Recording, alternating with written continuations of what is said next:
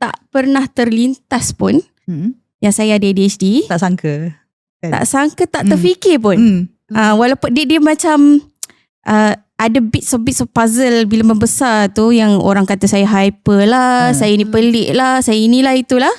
Tapi dia tak connect yang itu sebenarnya ada satu nama ADHD.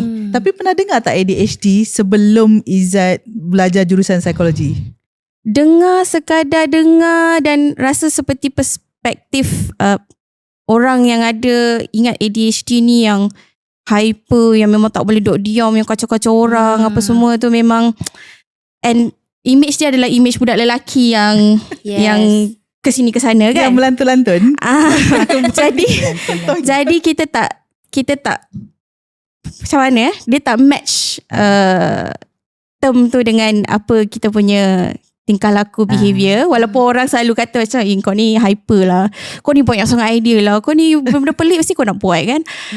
Tapi I never knew there is a name for that. I just knew I was different lah kot daripada kecil. Memang diberitahu yang Izzat ni lain daripada orang lain, tak apa, it's okay kalau jadi lain pun.